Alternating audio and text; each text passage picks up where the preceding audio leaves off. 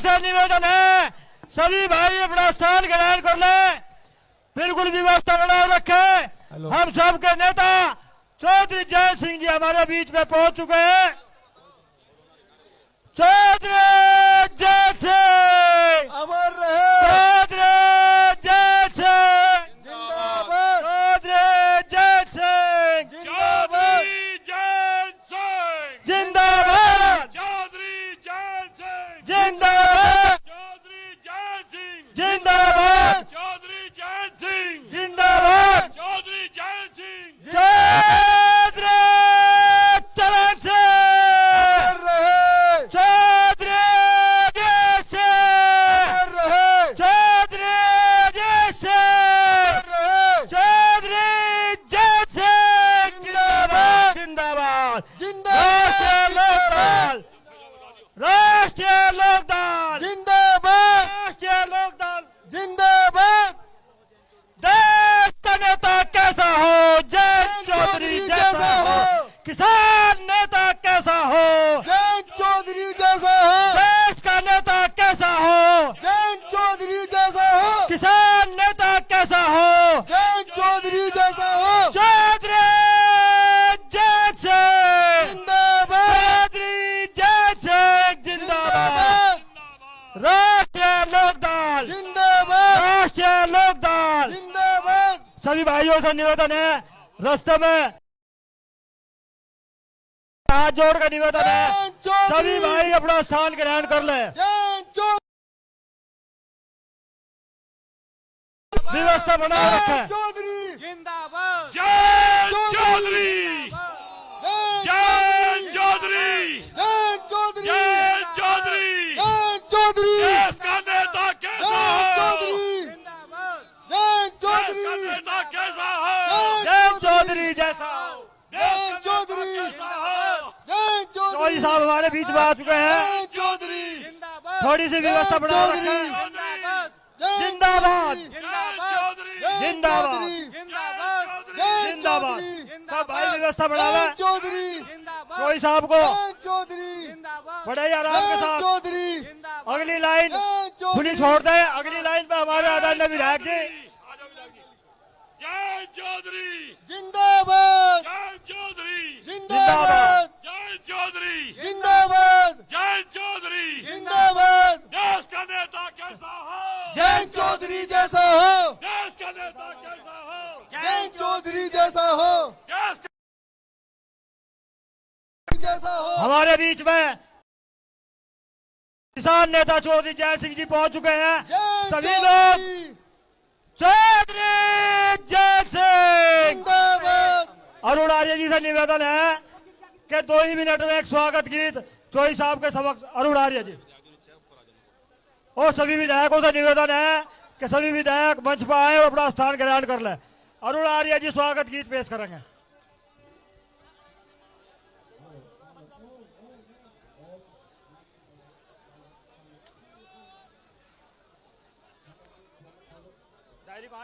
Hello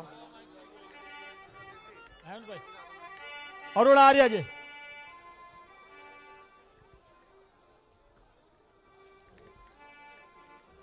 मैं कि वो आए और आगे की व्यवस्था को सुचारू रूप से चलाए। भाई आप सभी के महबूब नेता आदरणीय जयंत चौधरी जी आपके बीच में हैं, जरा शांति व्यवस्था बनाए रखें। आपके नेता आपके बीच में जरा धैर्य रखें। भाई स्वागत सभी भाई धैर्य बना कर रखें। अब मैं अनुरोध करूंगा पूर्व सांसद राजपाल सैनी जी से, वे भी आवे और सभा को संबोधित कर। राजपाल सैनी जी। भाई एक जोरदार नारा लगाओ और फिर स्वागत गीत। जयंत चौधरी। भाई इधर देखो छोटे मंच की ओर और मंचासीन लोग भी ध्यान दें। एक नारा राष्ट्रीय लोकदल। देखो भाई समय बहुत कम है, स्वागत की तो बात यह है अपने मुख्य अतिथि समस्त मंचासीन लोगों का मैं सारी सभा की ओर से हार्दिक स्वागत और अभिनंदन करता हूं। समय कम है, बात काम की होनी चाहिए। सन 24 में चुनाव है और नेता अपनी कह रहे और जनता अपनी कह रही, पर यो किसान अपने खेत खलियान से क्या कह रहा, ये बात है चौधरी और चौधरानी की।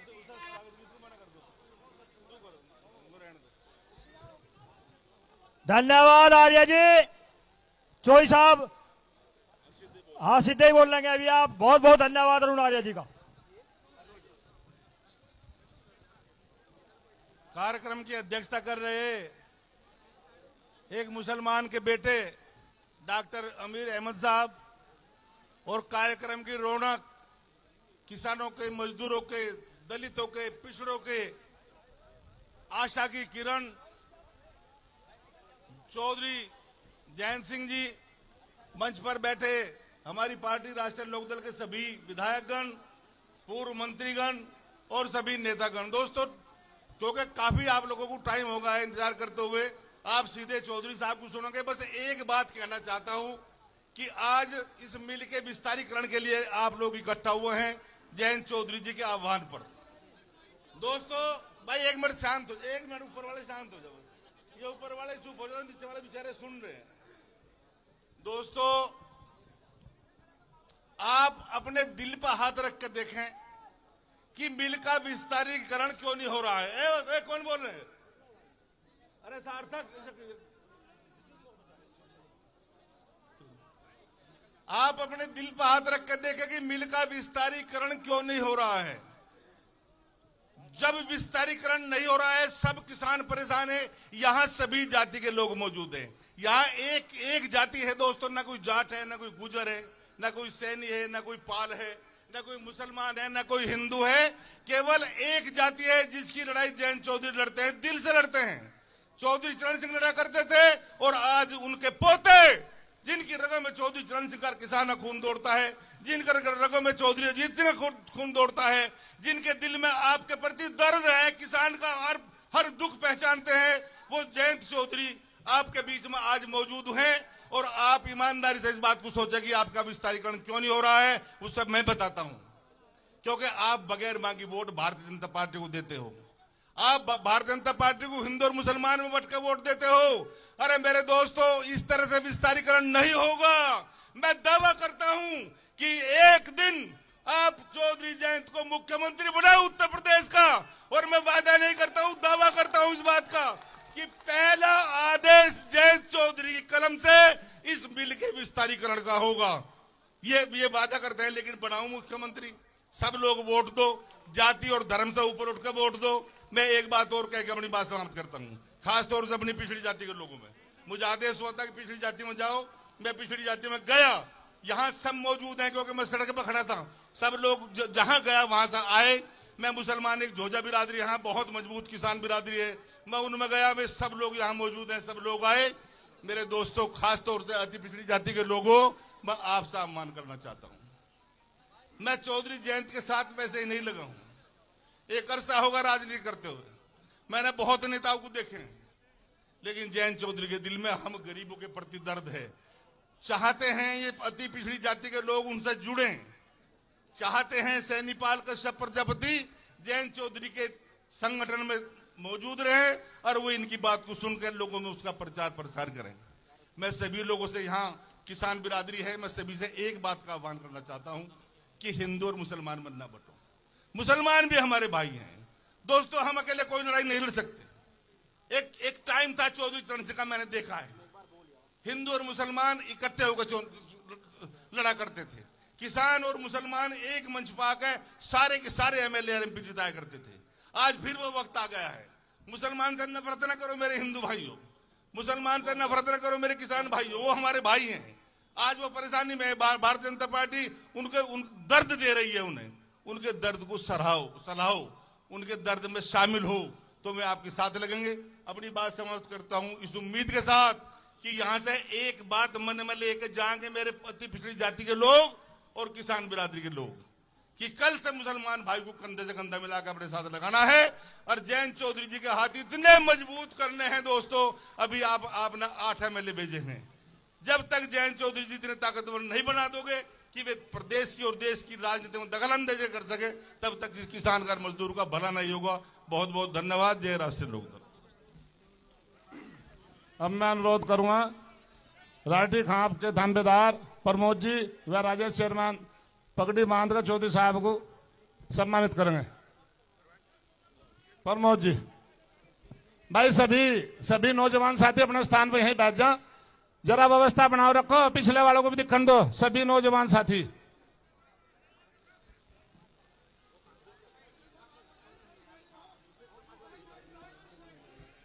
भाई, शुगर मिल कर्मचारी संघ का जो डेलीगेशन है कालू राम जी, ये भी मंच पे आवा। कालू राम जी,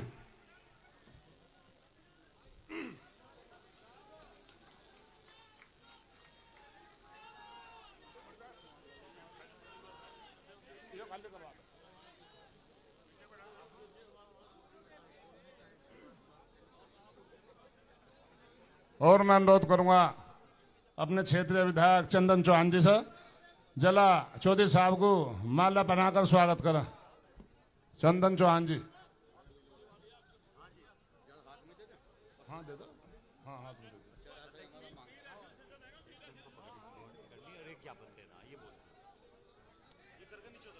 भाई मिल डेलीगेशन की तरफ से कालू राम जी और वीरेंद्र जी चौधरी साहब को पगड़ी भेंट करेंगे और अपना ज्ञापन देंगे।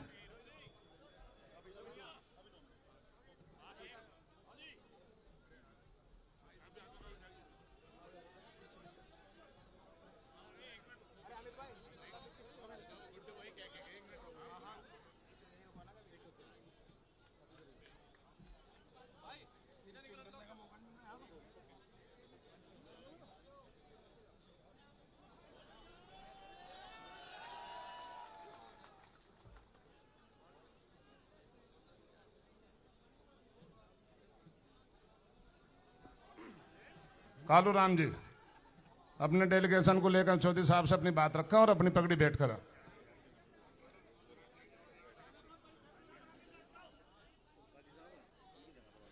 सिख समाज से एक डेलीगेशन आया है, वो भी चौधरी साहब को अपनी तरफ से पगड़ी बांधेंगे सिख समाज के लोग।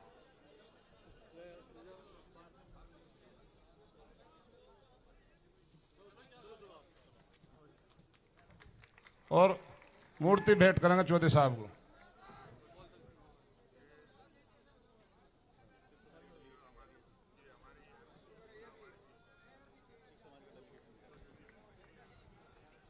सिख समाज का डेलीगेशन भी मूर्ति भेंट करेगा चौधरी साहब को।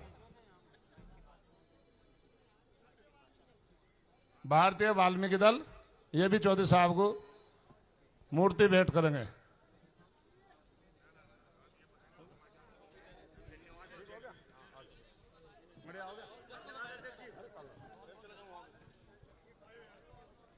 भाई सभी से युवा साथी से अनुरोध है, भाई पीछे भी सभी को दिखने दे, जरा अपना स्थान ले ले, अपने स्थान पे यहीं नीचे बैठ जा। सभी मेरे युवा साथी जरा हाथ जोड़कर आपसे अनुरोध है, मेरे युवा साथी।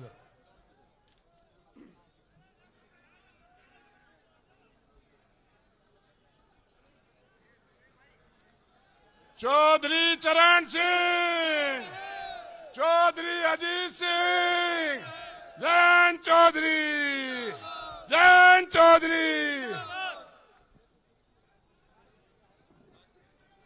राष्ट्रीय लोकदल, राष्ट्रीय लोकदल। अब मैं अनुरोध करूंगा हमारे बिजनौर विधानसभा पूर्व प्रत्याशी बड़े भाई नीरज चौधरी जी, वे भी आवा और सभा को संबोधित कर। नीरज चौधरी जी।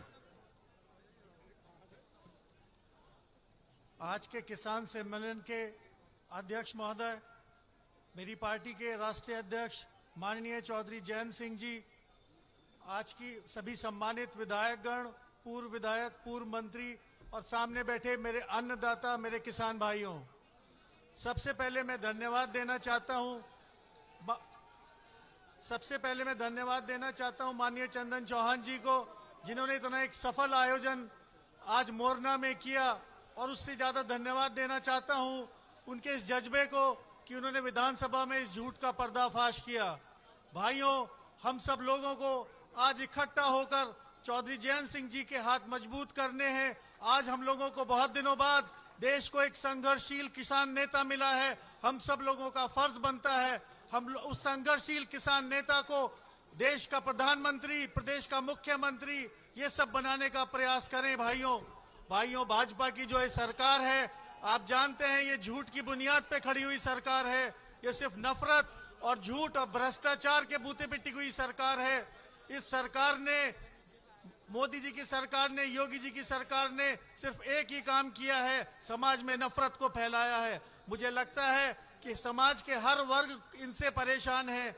व्यापारियों की कमर इन्होंने जीएसटी लगा के तोड़ी, किसानों की कमर तोड़ने का प्रयास किसान कानून लाके किया, अग्निवीर से युवाओं की कमर तोड़ी, बेरोजगारी इतनी भारी तादाद में की, महंगाई इतनी है कि मध्यम वर्ग और निर्धन वर्ग समझ नहीं आता है कैसे दाल खरीदे, कैसे तेल खरीदे। लेकिन जब भी चुनाव आता है लगता है कि सरकार दोबारा इनकी बन गई। मैं सोचता हूं वोट कौन देता है इन लोगों को?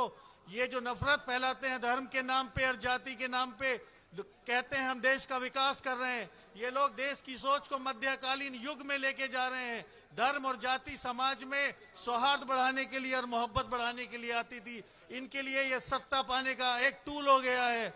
ये लोग उसके नफरत के जरिए आप लोगों का वोट लेते हैं। भाइयों, मेरी आप सब लोगों से विनती है कि इस बार किसान रहिए, ना हिंदू रहिए, ना मुसलमान रहिए। भाइयों, किसान रहेंगे तो इस सरकार को हम हटा पाएंगे। ये लोग बांटने का प्रयास करेंगे। आने वाले समय में भी हमें बहुत ध्यान से रहना है, संघर्ष करना है, हर मुद्दे पे धरना देना है। हमारी पार्टी आपके साथ 24 घंटे हर मिनट तैयार है। माननीय जयंत चौधरी जहां भी किसान के हित की बात होगी, आपको वहां 24 घंटे नजर आएंगे। मैं इस मंच के माध्यम से आपको भरोसा देता हूं। जय हिंद, जय राष्ट्रीय लोकदल। अब मैं अनुरोध करूंगा आप सबके युवा नेता भाई चंदन चौहान जी, वे भी आवा और अपने विचार रखें। चंदन चौहान जी।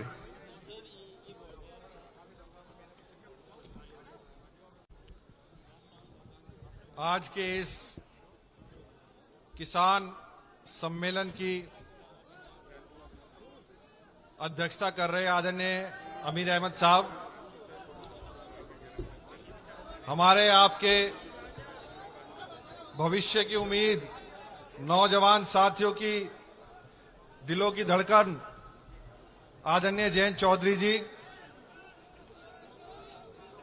सबसे पहले इस किसान सम्मेलन को सफल बनाने के लिए इस क्षेत्र की और खासकर राष्ट्रीय लोकदल की पूरी टीम की मैं आभार व्यक्त करता हूं कि ऐसे समय में आपने एकजुट होकर एक ऐतिहासिक कार्यक्रम करने का काम किया। आदरणीय चौधरी साहब, ये सरजमी स्वर्गीय चौधरी चरण सिंह जी की है। स्वर्गीय चौधरी अजीत सिंह जी का भी दिल से रिश्ता इस क्षेत्र से रहा। आज हम उस समय में खड़े हैं जब धरती पुत्र कहने वाले माननीय मुलायम सिंह जी हमारे आपके बीच नहीं रहे। चौधरी साहब और उन्होंने मिलके बहुत बड़े बड़े संघर्ष करने का काम, हमेशा करने का काम किया और उसी तरीके से, उसी मेहनत से आगे हम जो है आपके लिए प्रयास करते रहेंगे। इस क्षेत्र की जनता के लोग, मैं धन्यवाद करना चाहूंगा सबसे पहले कि यहां 367 बूथों में से प्रत्येक बूथ पर राष्ट्रीय लोकदल के उम्मीदवार को मुझे आपने वोट देने का काम कहा। ऐसा एक भी बूथ नहीं था जहां वोट नहीं मिली। 51% वोट में अकेले हमारे आशीर्वाद के रूप में मिला। 49 में सारी पार्टियां थी। ये आप लोगों की इस जीत का, इसका श्रेय सर्व समाज ने मिलके, सर्व जाति ने मिलके जो जिताने का काम किया है, इसका श्रेय और धन्यवाद मैं इस क्षेत्र की जनता को देना चाहता हूं। और जब संघर्ष करके वहां गए, आदरणीय चौधरी साहब का निर्देश होता रहा। भारतीय जनता पार्टी की सरकार ने बहुत से वादे किए। जब मैं क्षेत्र में लोगों के बीच जाता था, उन्होंने एक ही काम कहा, बेटा एक बात का ध्यान रखना, इस मिल के विस्तारीकरण का ध्यान रखना। जब मुंह में जबान दे के उस विशाल लखनऊ में विधानसभा परिसर में आपने जाके भेजा, मुझे अपने बड़ों की बात यही याद रही और वहां जाके सिर्फ मिल का ही पहला सवाल लगाया। और हम सब लोग उदारवान लोग हैं, बड़े दिल के लोग हैं। हमारा कोई विपक्षी भी अच्छा काम करे, उसे करे को करा कहने का काम करते हैं। हम कभी भी किसी मेहनत रखने का काम नहीं करते चौधरी साहब। हमें भी विश्वास था, बड़े बड़े होर्डिंग हमने इसी मिल परिसर में लगे देखे थे, बड़ी बड़ी जो है कई धड़ियां मिठाई खाने के फोटो आउट होते हुए देखे थे, अखबारबाजी, बहुत बड़ी बड़ी जो है विज्ञापन देने का काम किया था। हमने कहा चलो भरोसा इनका ही कर लो, ये विस्तारीकरण इन्होंने करा दिया तो हम जो है मेहनत करके जो है ये 3 साल में पूरा कर रहे होंगे तो 2 साल में पूरा करवा लेंगे। ये 200 करोड़ रुपए दे रहे होंगे तो मेहनत करके 300 करोड़ रुपए मांग लेंगे, अपने बच्चों के रोजगार के लिए और काम हो जाएगा। पर पैरों तले जमीन जब खिसकने का काम हुआ, जब वहां से टका सा जवाब माननीय गन्ना मंत्री जी का आया कि इस मिल के विस्तारीकरण की कोई योजना ही नहीं है, ये एक बहुत बड़ा धोखा इस क्षेत्र की जनता के साथ करने का काम किया। मान्यवर, जब आपसे स्वर्गीय महेंद्र सिंह टिकैत जी की जयंती पर बात हुई, मैंने निराश मन से आपको अवगत कराया। मैंने कहा, बताया कि ये मिल चौधरी साहब के समय में बाबूजी नारायण सिंह जी ने मिल के यहां पे लगाया था और आज ये बर्बादी की कगार पे है। आपने एक ही बात कही, चंदन तुम्हारे दादा की समाधि पे लिखा हुआ है संघर्ष ही जीवन है और तुम इस मिल के लिए संघर्ष करो, मैं तुम्हारे साथ हूं। ये मैं आभार व्यक्त करती है क्षेत्र की जनता, आपके लिए आपका आभार व्यक्त करती है, आपकी हिम्मत की जो है हम करते हैं। माननीय चौधरी साहब, बहुत से लोगों ने कहा कि फिर भैया त्योहार के दिन आप रैली कर रहे हैं, धनतेरस का दिन है। चौधरी साहब, हमारा धन तो ये मिल है, अगर यही नहीं रहने का तो हम सब खत्म होने का काम होंगे। ये मिल ही हमारा ध्यान, ये त्योहार है। और अगर त्योहार जब ही है जब जेब में कुछ है, आज जेबों में कुछ नहीं है। और आज इस समय में जब यहाँ पे सब बात चल रही है, हम श्री कृष्ण के रूप में आपको देख रहे हैं। इस महाभारत में आप मदद करने का काम करेंगे यहाँ के लोगों का और दिशा दिखाने का काम करेंगे। हम आश्वस्त करते हैं छत्तीस बिरादरी के लोगों की तरफ से, जो निर्णय इस किसान सम्मेलन में आप लोगे उस पे पूरा चलने का प्रयास करेंगे। बताओ भाई, हाथ खड़े करके दोगे नहीं लोगे? यहां चौधरी साहब, अन्याय की दोहरी मानसिकता चल रही है, बहुत बड़े बड़े मुद्दे यहां पे चल रहे हैं। यहां विधायक नाहिद हसन को आज तक 8 महीने हो गए शपथ लेने का मौका नहीं मिला। हमारे प्रमुख बुढ़ाना बैठे हैं यहां पे, उन्हें काम करने नहीं दिया जा रहा। तहसील पुरगा जी की मांग को लेके हो बात, जिला पंचायत की में जो है काम करने नहीं दिया जा रहा। हस्तिनापुर के अंदर इतना बड़ा दुर्घटना, पुल के में 11 लोग, मेरे ख्याल से 11 से भी ज्यादा लोग डूब गए, खराब सड़कें हो। अभी परसों की बात है, धीराइडी के किसानों को जो है उनकी फसल रौंदने का काम प्रशासन ने करने का काम किया। ऐसी दोहरी मानसिकता और झूठ बकाना 24 घंटे। अब बहुत से लोग हैं, त्योहारों का समय चल रहा है, हम और आप जाके शुक्रताल जाएंगे, अपने झोटे और बैलों के सींगों पे तेल लगा के, क्या सोच के जाते हो शुक्रताल कि गंगा में स्नान करोगे? यही सोचते हो? नहीं सोचते। क्या गंगा है वहां? नहीं है, नहीं है, कुछ और है। उसकी भी लड़ाई लड़नी है। अगर आप लोग कहोगे तो लड़ने का काम करेंगे। बहकाने और समझाने में बहुत फर्क होता है। हमारे स्वर्गीय चौधरी चरण सिंह जी के हम अनुयायी हैं, हम समझाना जानते हैं, बहकाना हमें नहीं आता। मेहनत की लकीर बड़ी खींच के उसे पूरा करने का हमेशा प्रयास करते हैं। चौधरी साहब, आज इस धरा से, इस सरदारी, सर्व समाज की सरदारी यहां बैठी है, दोनों दिन मिलने का टाइम हो रहा है। हम आपसे वादा करते हैं, जो रणनीति आप 2024 में बना के यहां जाओगे, इस क्षेत्र में 100% रिजल्ट आपको देने का हम यहां से काम करेंगे। चौधरी साहब, मैं संजय चौहान जी का बेटा हूं और आपको और उन्हें जब संसद में पहली बार गए, उन्हें आपके साथ सड़क से लेकर संसद तक संघर्ष करते हुए मैंने देखा, चौधरी अजीत सिंह जी के नेतृत्व में। मैं जानता हूं, अगर आप ठान लोगे और हमें दिशा निर्देश दे दोगे तो विस्तारीकरण तो हम करा के ही मानेंगे यहां से। और ज्यादा ना कहते हुए, क्योंकि हमारे नेता यहां बैठे हैं, आप लोग उन्हें सुनने के लिए बहुत देर से बैठे हैं। सर्व समाज का धन्यवाद करता हूं। भुगतान भी और मूल्य भी अब चौधरी साहब बताएंगे वो आगे का कैसे करेंगे। 15 करोड़ यहां का रह रहा है जी, 155 करोड़ बुढ़ाने का रह रहा है। अब तक वहां का जो है भुगतान नहीं हुआ अब तक। यहाँ के कर्मचारी खुद खड़े थे कि उनको महंगाई भत्ते नहीं मिले। बहुत सी बातें हैं। और चौधरी साहब मैं आश्वस्त करना चाहता हूं आपको, ये इस विधानमंडल दल के नेता हमारे आदरणीय राजपाल बालियान जी हैं और सबसे छोटा मैं हूं, और आपने कहा था सबसे मासूम भी मैं हूं। ये मासूम विधायक आप जिस दिन आदेश कर दोगे सबसे बड़ा खूंखार होके अपने लोगों के लिए मदद करने का काम करेगा। मैं ज्यादा ना कहते हुए एक बार सब पूरी टीम को, पूरी राष्ट्रीय लोकदल टीम को धन्यवाद करता हूं, और इसी तरीके से आप मान सम्मान और आशीर्वाद हमेशा बनाए रखें। कोई त्रुटि होगी तो माफी करना। बहुत बहुत धन्यवाद। जय हिंद, जय राष्ट्रीय लोकदल। चौधरी साहब, आज यहाँ का किसान अपने को छला महसूस कर रहा, ठगा महसूस कर रहा। चुनाव से पहले सरकार के लोगों ने, भाजपा सरकार के लोगों ने मील का विस्तारीकरण का झूठा वादा कर लोगों को छलने का काम किया।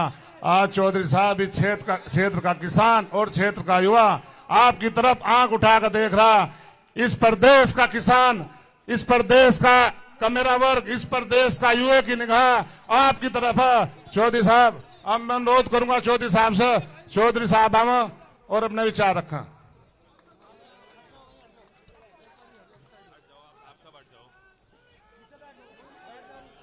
राम राम जी। जय चौधरी, जय चौधरी। मैं तो आज देखने आया था, अभी चंदन ने बात कही ना कि मैंने उनके लिए कहा था चुनावी सभा में, शायद पुरकाजी में सभा थी, मोरने में ही थी। हाँ, रात हो गई थी। और मैंने यही कहा था कि देखो इतना मासूम सा चेहरा है, तो अब आपने जिता भी दिया, तो मेरी जिम्मेदारी बनती थी कि जब आपने जिता दिया, इतने भारी मतों से जिताया है और कुछ वक्त भी बीत गया, कि मैं आके आपसे भी पूछूं अभी मासूम है कि नहीं है ना? अभी भी मासूम, बिगड़ा तो नहीं? ठीक। ऐसे ही पहचान बनती है। संजय जी के साथ मैंने बहुत करीब रहकर काम किया, उनके मूल स्वभाव को मैंने, चरित्र को मैंने समझा और देखा, पहचाना, और चंदन के अंदर भी वही गुण होंगे। मेरे लिए बहुत बड़ा सौभाग्य है कि आज त्योहार के दिन मुझे आपको राम राम कहने का और आपके आगे अपने हाथ जोड़ने का मौका मिल रहा है। एक बिजली का करंट सा दौड़ता है मेरे अंदर, शरीर के अंदर, जब इस तरह से आप एक दृश्य आपने तैयार किया है, अपने ताकत का प्रदर्शन किया है। आज धनतेरस है, लेकिन मैं जानता हूं आप में से कोई भी गिन्नी या साड़ी खरीदने जाने वाला नहीं था,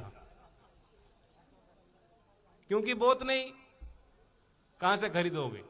खरीदारी तो तब होगी जब भविष्य को लेकर एक सुकून हो, एक विश्वास हो कि हां, आने वाले दिनों में हमारी माली स्थिति, हालात अच्छे होंगे या सुधरेंगे। लेकिन ऐसा आज कोई मानता नहीं है। इस देश में मध्यम वर्ग, शहर में रहने वाले लोग, कर्मचारी, और उसके नीचे आप जाके देखोगे कि जो मजदूरी कर रहा है, जो खेती कर रहा है, जो कारीगर है, जो बुनकर है, उन्हें तो कतई विश्वास नहीं कि आगे क्या होगा। और इसलिए हम ये देखते हैं कि हमारे इस क्षेत्र में, जहां आर्य समाज एक सामाजिक आंदोलन के तौर पर आप लोगों ने अपनाया, आज इस क्षेत्र में अफसोस की बात है कि शराब का चलन बढ़ गया है, ड्रग्स का चलन बढ़ गया है, क्योंकि हर एक आदमी, हर एक नौजवान घिरा हुआ है अपनी चिंताओं में। अब वो क्यों कल परसों की कैसे फिक्र करे जब उसे को विश्वास नहीं कि कुछ होगा, और जब कुछ होगा नहीं तो मायूसी के अंधेरे में, उस कुएं में अपने आप को पाता है। कैसे उससे बाहर निकले, कैसे उस चक्रव्यूह को वो व्यक्ति तोड़ेगा? तो बहुत कठिन दिन हैं हम सब के लिए, और एक ही काम हम कर सकते हैं कि एक दूसरे का सहारा बने रहें, और आज आपने करके दिखाया। मैं भोपा मोड़ से उस ऐतिहासिक मोड़ से हम लोग ट्रैक्टर की सवारी करके आ रहे हैं।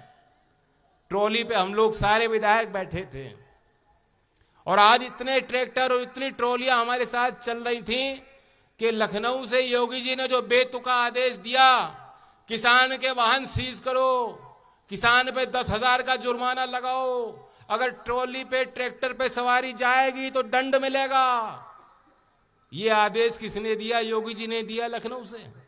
आज आपके ट्रैक्टर और ट्रॉली और हम सबको देखकर वहां मुख्यमंत्री योगी जी का माथा गर्म हो रहा होगा। मैं बधाई देता हूं, आपकी गर्मी निकली नहीं और आज उनको गर्म कर दिया आपने लखनऊ में बैठे बैठे। यही अंदाज है। वाह मेरे शेरों, अगर मुजफ्फरनगर जिले का आदमी टक्कर लेगा नहीं, हम नहीं देखते कौन सी बड़ी ताकत है, बहुमत की सरकार है, अल्पमत की सरकार है या नहीं, हमें इस बात की फिक्र नहीं। जो सही है तो सही है और कमजोर का साथ देना हमेशा, ये हमारी फितरत है, ये हमारे संस्कार हैं, ये हमारा खून है, ये हमारी परंपराएं हैं और आज भी आपने कर दिखाया। अभी कोई माहौल नहीं राजनीतिक, कोई सभा नहीं कर रहा, ये तो सम्मेलन नहीं, आपने इसे सभा में तब्दील कर दिया। लेकिन आज के समय त्योहारों के बीच कोई राजनीतिक पार्टी इस तरह की सभा कर रही उत्तर प्रदेश में? कोई नहीं कर रहा। और लोग विश्लेषण करेंगे कि क्या हो गया, एकदम किसान क्यों खड़े हो गए, ये क्या बात थी, क्या समस्या थी? हम किसान हैं, हम खुद अपनी लकीर बनाते हैं और खुद लकीर तोड़ते हैं। कब किसान उठ जाएगा, क्रांति के स्वर लेकर चल पड़ेगा, ये और कोई बता नहीं सकता। हमें किसी तीसरे की जरूरत नहीं, हम अपने आप में ही जो है बहुत बड़ी फोर्स है, ताकत। तो उस ताकत को मैं सलाम करता हूं। और धनतेरस में मैं और क्या कमाई कर सकता हूं, यही तो मेरी पूंजी होगी। आप यहां क्यों आए? प्यार में आए और एक विश्वास के साथ आए। प्यार तो प्यार होता है, लेकिन प्यार से भी बड़ा मेरे लिए वो आपका विश्वास है, क्योंकि वो विश्वास अकेले मैंने नहीं बनाया है, वह पुराना चला आ रहा है। कुछ हमारे टोपी वाले जो बैठे हैं, पगड़ी वाले, ये मानते हैं कि चौधरी चरण सिंह जी का नाम लिया गया मंच से तो हमारी बात होगी। इस विश्वास के साथ आप आए हो और ये नौजवान यहां आए हैं, जितना खून इनका गर्म है उतना मेरा गर्म है। देखते हैं, ये भी नहीं रुकने वाले, मैं भी नहीं रुकने वाला। इन्हें विश्वास है कि अगर लोकदल का मंच सजेगा, हम वहां खड़े होंगे तो कुछ बात बनेगी। मेरे लिए ये विश्वास ही मेरी पूंजी है, यही हमारी ताकत है। प्यार तो बना रहेगा, प्यार तो कोई खराब कर नहीं सकता। जो सच्चा प्यार होता कभी खंडित नहीं होता। लेकिन मेरा ये संकल्प रहेगा, हमारे सभी विधायकों की जिम्मेदारी है, पदाधिकारियों की जिम्मेदारी है कि ये विश्वास कभी कमजोर ना हो पाए। अब समस्या पे आओ कि हम क्यों कर रहे हैं सम्मेलन। सम्मेलन नहीं, हम तो धरना भी कर सकते थे, पंचायत भी कर सकते थे, हम इसे दूसरा रूप भी दे सकते थे। लेकिन हमने ये समझा कि अभी आंदोलन का तो वक्त आएगा, अभी आवश्यकता है कि हम संवाद करें, हम अपने वैचारिक दृष्टिकोण को मजबूत करें, उसे आगे रखें। हमारी कमजोरी तब आती है जब किसान सिमट के अकेला खड़ा हो जाता है। समाज में अकेला नहीं किसान, किसान के साथ मजदूर भी चलता है, किसान के साथ ही मिल में कर्मचारी भी, इनका भी हित है। जो छोटे व्यापार है, जो जुड़े हैं उन छोटे व्यापारों से, उनका भी हित है। जो रिक्शा ठेली चलाते हैं शहर में, उनका भी हित है। जिन पे जो गांव में रहते हैं, जिन पे जमीनें कम हो, जमीनों से उनका गुजारा नहीं है, खेती नहीं करते, उनका भी हित है। लेकिन जब कभी कभी आंदोलन होता है तो कुछ हमारे मित्र हैं मीडिया वाले बहक जाते हैं, वो लिख देते हैं ये एक किसान की लड़ाई। किसान की लड़ाई अकेली नहीं है और किसान में भी एक जाति की लड़ाई नहीं है, एक जाति का अकेला वर्चस्व ना तो किसी क्षेत्र में कायम रह सकता, ना कभी समाज में कायम रह सकता। समाज तो सबसे बनता है और किसान भी सबसे बनते हैं, और किसान लड़ रहे हैं तो सबके लिए लड़ रहे हैं।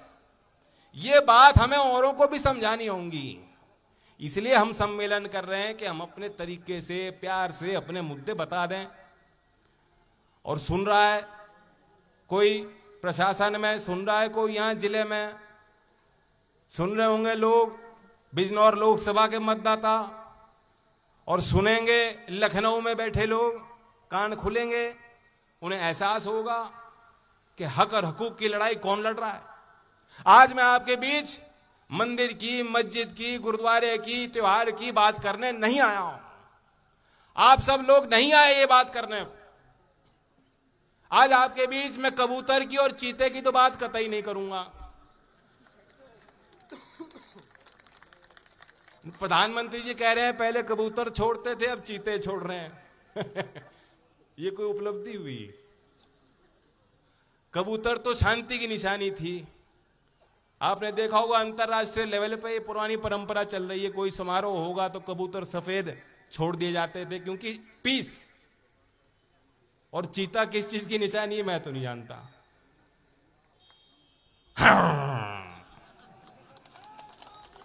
और ये बेचारे चीते तो बिल्ली की तरह हैं, ये तो बिल्ली की तरह हैं, शेर की तरह आवाज भी नहीं निकालते। खैर हमें इसकी बात नहीं करनी, हमें अपनी बात करनी। आज हालात बेहद खराब हैं, वित्तीय स्थिति, वित्तीय संकट देश के आगे है। सरकार अभी भी मनमानी कर रही, सरकार मानने को तैयार नहीं है। हमारे फॉरेन रिजर्व्स धड़ाम से गिर रहे हैं। वही रुपया जिसको लेकर हमारे प्रधानमंत्री जब विपक्ष में बैठे थे तो प्रधानमंत्री को घेरने का काम करते थे, अब आंख मीच के दूसरी ओर देख रहे हैं। और किसान की स्थिति इतनी खराब है कि वो कर्ज में डूबा जा रहा है। 2019 में NSO, नेशनल स्टैटिस्टिकल ऑर्गेनाइजेशन ने एक रिपोर्ट निकाली थी। उन्होंने सर्वेक्षण किया कि हमारे गांव देहात में देश भर के किसानों की माली हालत क्या है, कर्जा कितना है, जमीनें कितनी हैं।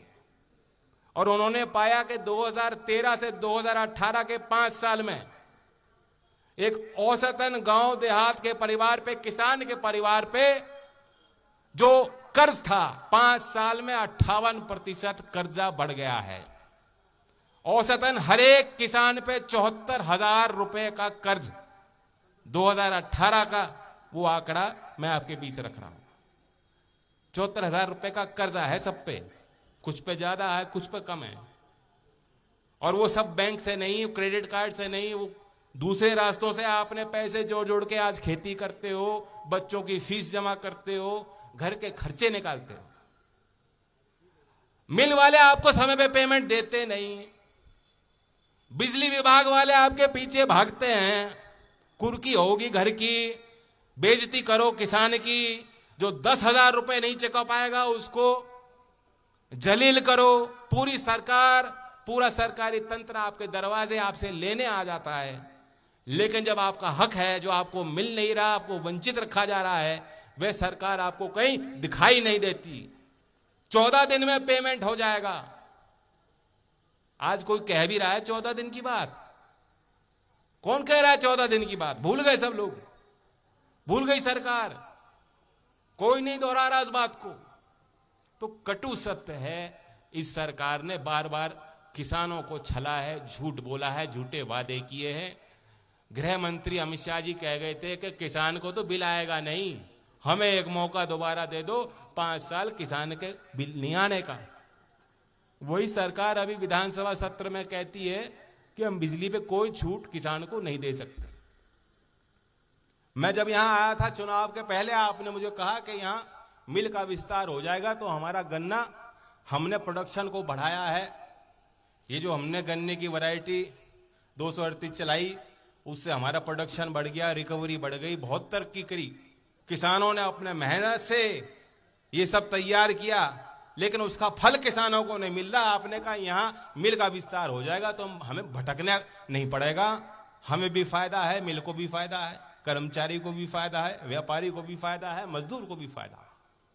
इसलिए मैंने चुनावी मंच पे इस बात को कहा था कि हमारी सरकार बन जाएगी तो हमारी नजर इस पर रहेगी, इसका जो आप विस्तारीकरण चाहते हो हम करेंगे। आज 2500 टीसीडी की इसकी कैपेसिटी है, 25,000 क्विंटल की इसकी कैपेसिटी है। ये 75,000 भी हो जाए, इसे 3 गुना भी अगर सरकार कर देगी तो मैं मानता हूं कि वह भी कम है। भरपाई किसान यहां क्षेत्र का कर देगा। कर दोगे कि नहीं कर दोगे? और आज गन्ने की स्थिति इसलिए भी खराब है कि जो कोल्हू का उद्योग था उनको भी कसा जा रहा है। हम लोग एनसीआर में आ गए, शामली मुजफ्फरनगर जिला अब एनसीआर में है, नेशनल कैपिटल रीजन, राजधानी का हिस्सा बन गए। कितनी खुशी की बात है, राजधानी का हिस्सा बन गया। दिल्ली जाने की जरूरत नहीं, दिल्ली जैसी सुविधा मुजफ्फरनगर में मिलेगी। सड़क मिल रही है क्या? क्या सुविधा मिल रही मैं पूछता हूं? वही बीजेपी की हरियाणा की सरकार है, उन्होंने योजना बना ली और उनके अंतर्गत जो एनसीआर में हरियाणा प्रदेश की जितने जिले और जितनी जमीन आती थी वहां की राज्य सरकार ने योजना बना ली, प्रस्ताव तैयार कर लिया कि 33% कटौती करेंगे। वापस एनसीआर से हम चाहते हैं एनसीआर से हटाकर दोबारा हमारा शासन उसमें चले। वो दूसरी राह पकड़ रहे हैं। यूपी की सरकार की कोई तैयारी नहीं है। और मैं बता रहा हूं कि हम लोग क्यों इस मांग को उठा सकते हैं, उठाना चाहिए। ट्रैक्टर चलाओगे तो दिक्कत। लाभ क्या है एनसीआर माने का? कोल्हू वालों को क्यों घेर रहे हैं? ईंट भट्टे वाले उद्योग को क्यों घेरा जा रहा है? कि पॉल्यूशन हो जाएगा, पॉल्यूशन हो जाएगा। एनसीआर में हो आप, सुविधा कुछ नहीं है। अगर एनसीआर बोर्ड कोई बड़ी परियोजना लाए मुजफ्फरनगर शामली के लिए, सड़कों के लिए, विकास के लिए, औद्योगिकरण के लिए, तो हम लोग कहेंगे हाँ हम राजधानी का हिस्सा बनना चाहते हैं, एनसीआर में आना चाहते हैं। लेकिन जो मैं महसूस कर रहा हूं लोगों से कि जो एनसीआर में जिस क्षेत्र को जोड़ा गया वहां के लोग निराश हैं, हताश हैं और वो चाहते हैं कि एनसीआर से हमें दूर रखा जाए। ये बात सही है, व्यवहारिक लग रही है कि नहीं? आपका कर्जा बढ़ गया है, समय पे पेमेंट हो नहीं रहा, आपके मसलों पे, मसौदों पे कोई चर्चा ही नहीं है। वो पटल पे कैसे आएगा जब कोई उस मुद्दे पे गंभीर नहीं, कहीं चर्चा नहीं हो रही। हमने विस्तारीकरण की बात की, इस मिल की योगी आदित्यनाथ ने बात की। चुनावी सभा में आज वो मुख्यमंत्री हैं, उससे पहले भी मुख्यमंत्री थे, दूसरा मौका आपको दे दिया। अब मुजफ्फरनगर के आदमी तो बहुत मिठाई खाएं, यहां भी रेवड़ी बांट दी लगता है। यहां हमें रेवड़ी नहीं चाहिए थी, रेवड़ी बांट के चले गए, कुछ नहीं दिया। वही सरकार है, वही लोग हैं। विधानसभा में जब हमारे आपके विधायक ने मुद्दा उठाया, उन्होंने कहा हमारी तो कोई योजना ही नहीं है। और उस सवाल को आप देखेंगे, उसका दूसरा अंक था, प्रश्न का दूसरा भाग था, उसमें कहा तो फिर क्या? उन्होंने कहा इसकी आर्थिक स्थिति अच्छी नहीं है इस मिल की, और इसलिए इसको कर्जा भी नहीं मिलेगा। हम क्या सरकार से मांग कर रहे हैं या हम ओरिएंटल बैंक ऑफ कॉमर्स से मांग कर रहे हैं? हम क्या ये कह रहे हैं कि स्टेट बैंक वाले इनको लोन दे दो? नहीं, हम मांग कर रहे हैं योगी जी से कि सहकारी मिल है, सहकारी के मिल की वित्तीय स्थिति के लिए, संकट के लिए सरकार जिम्मेदार है, किसान जिम्मेदार नहीं है। दंड देना हो तो जिन लोगों ने गबन किया उन पे दंड दो, किसान को दंड मत दीजिए, पेनल्टी किसान पे मत लगाइए। बहुत पैसा लुटा रही सरकार प्रचार में, कार्यक्रमों में बेफिजूल के। आज प्रधानमंत्री रोजगार मेला लगा रहे हैं, रोजगार मेला, और उस मेले में किसी नए आदमी को नौकरी नहीं मिलनी। जिनको पिछले 1, 2, 3 साल से नौकरी मिल जानी थी, जिसकी रोकी हुई थी, कह रहे 75,000 नौजवानों को नौकरी देंगे, अपॉइंटमेंट लेटर देंगे। ये देख लेना, अपॉइंटमेंट लेटर में हो सकता है प्रधानमंत्री जी का फोटो भी लगी हो। इतना जता जता कर, बेइज्जत करके ये रोजगार मेले पे खर्चा होगा, भाषण जड़े जाएंगे। नौजवानों को क्या लाभ मिल रहा है इसमें? भर्ती हो रही है कोई? 37 लाख लोग उत्तर प्रदेश के अभी पेट का इम्तिहान हुआ, यहां नौजवान कोई था जो पेट का इम्तिहान देने गया है? कोई सुविधा नहीं। मैं भी मानता हूं भर्ती निकली 10 की और अभ्यर्थी हो गए 10,000, दिक्कतें आएंगी। सरकार को इंतजाम करना चाहिए था। सरकार को मालूम नहीं है कि कितने अभ्यर्थी आ गए, क्या इंतजाम था? ये जलालत है, ये बेइज्जती है युवा शक्ति की। आपके युवाओं की जो मेहनत है, आपको फल नहीं मिल रहा। सरकार की कोई योजना आपके लिए नहीं। मैं कहता हूं मेरी मांग है इस सम्मेलन में, मैं समझता हूं इस बात को, इतनी बड़ी संख्या में लोगों के आवागमन के लिए भी संकट है, सरकार को व्यवस्था करनी कहां से करे। इसलिए मैं मांग करता हूं आगे जो भर्तियां निकले, हर जिले में भर्ती का केंद्र स्थापित होना चाहिए, हर जिले में वहीं की वहीं भर्ती होनी चाहिए। मुजफ्फरनगर के आदमी को यह मत कहो कि तू जाएगा कानपुर, तू जाएगा गाजीपुर, और गाजीपुर के आदमी को चलो तू जा बरेली। कहां से बच्चे खर्चा करके कैसे कैसे जा रहे हैं? ठीक कह रहे हैं, और बिचौलियों की कमाई हो रही है। ये मांग व्यवहारिक है क्या? ये प्रस्ताव पारित है सम्मेलन में? भर्ती यही हो। हमारी तो यही बात हो सकती, किसान की बात करेंगे, नौजवान की बात करेंगे। चंदन कह रहा बछड़ों की भी कर लो जी।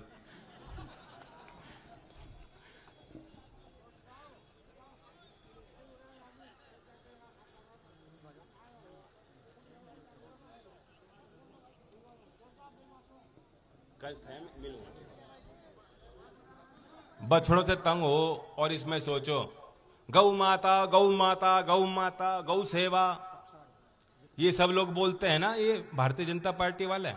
गाय तो पालते नहीं, बात खूब कर रहे हैं उसकी और कमाई कर रहे हैं उस बात कर करके। लाखों गाय लंपी डिजीज में प्रभावित हुई, लाखों। तस्वीर आपने देखी है, मरी मरी पड़ी हैं, गांव गांव में 50-100 मर गई, कोई तैयारी नहीं। टीका कौन सा ले रहे हैं? जो गुजरात की एक प्राइवेट कंपनी जिस टीके को बनाती है, जो शीप और गोट, बकरी और भेड़ के लिए विकसित वो वैक्सीन है, वही वैक्सीन को मोदी जी ने हरी झंडी दी। और हमारी सरकार की संस्था भारतीय कृषि अनुसंधान केंद्र, उन्होंने जो वैक्सीन लंपी के लिए विशेष तौर पे सिर्फ लंपी के लिए विकसित की, आज तक उसको हरी झंडी नहीं। ये क्या भ्रष्टाचार नहीं है? क्या जानबूझ के ये कैम नहीं हो रहा? उन्हें मालूम था, हम उन्हें घेरते थे कि आपके खेत खराब हो रहे थे, किसान नाराज थे। पिछले चुनाव में यहां से लेकर फैजाबाद में जब कोई चुनाव का विश्लेषण होता था, ये पत्रकार किसान के बीच खड़े होते थे, वहां किसान कहते थे कि हमारी फसल ये जो है ना आवारा, और वो तो सीधा नाम ही निकाल लेते थे, यही लोग खराब कर रहे हैं हमारी फसल। आप तो मुख्यमंत्री और प्रधानमंत्री का नाम लेके ही कहते हो उनको। कहो, मैं भी जानता हूं कहते हो, यही कहते थे पूरा चुनाव में, आपने देखा। हो सकता है उसी षड्यंत्र के तहत उन्होंने के छुटकारा मिल जाए, एक तीर से 2 निशाने हो जाएं। यह भी दुखद विषय नहीं, भर्ती जहां कहीं हो, जाओ, प्रयास करो।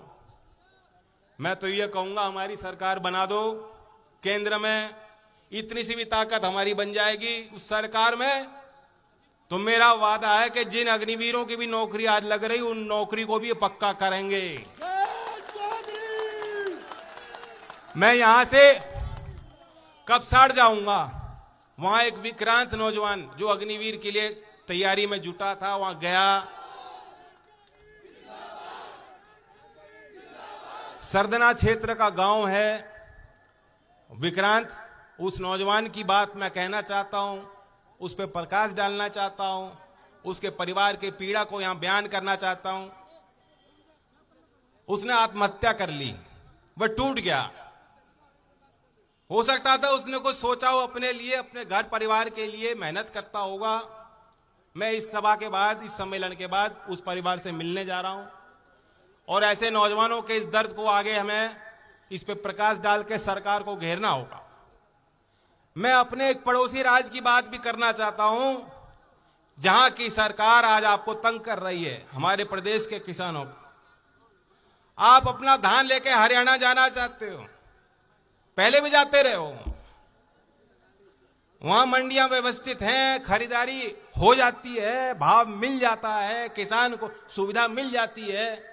या तो ऐसी सुविधा यूपी की सरकार भारतीय जनता पार्टी की हमें यहां दे दे, बताओ यहां मंडियां विकसित हो जाएं तो हम यहीं बेचें। हम क्यों चाहेंगे कि ज्यादा लागत लगा के हम दूर जाएं? लेकिन मजबूरी में जो उत्तर प्रदेश का किसान हरियाणा में जाकर अपनी फसल को बेचना चाहता है, उसे रोका जा रहा है। रोका जा रहा है ना। वही लोग, मोदी जी क्या कहे थे, 3 कानून हम लाए हैं, 3 कानून हम लाए हैं, बहुत बड़ा परिवर्तन किसान के हित में है। आप ही को उल्टा समझा रहे थे, किसान भाई समझ नहीं पा रहे।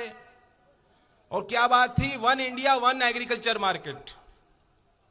भैया ये तो पहले से ही नियम था, पहले से कानून में प्रावधान है, पहले से किसान का अधिकार है। इस देश में कहीं जाके आप चाहो आप अपनी फसल बेच सकते हो।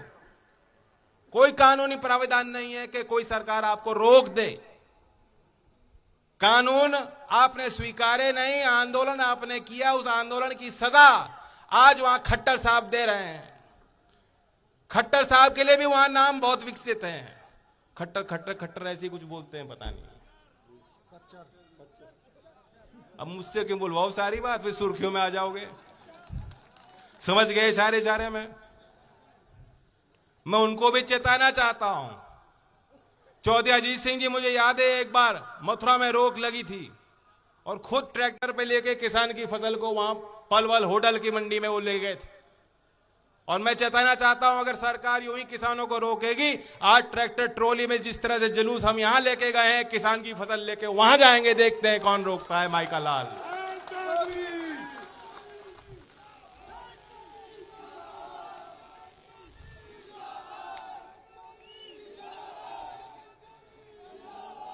और मैं नौजवानों के लिए एक और बात करना चाहता हूं, फिर हम समाप्त करेंगे। मैं आपको बताना चाहता हूं, आपको जानकारी में होगा, पहले भी हमने दिल्ली में कार्यक्रम किया था। 2018 की बात है या फरवरी 2019 की बात, माफ कीजिए। दिल्ली में हमने एक सभा की थी और उसमें बड़े बड़े विपक्षी दल के नेताओं को बुलाया और नौजवानों को इकट्ठा किया और हमने एक सवाल पूछा था। आज 21 साल की उम्र में ये नौजवान शादी कर सकते हैं, अपने परिवार के लिए बड़े फैसले ले सकते हैं, ये अपने परिवार का विस्तार कर सकते हैं, बच्चे पैदा कर सकते हैं, मां और बाप बन सकते हैं। इससे बड़ा कोई फैसला नहीं होता किसी के जीवन में।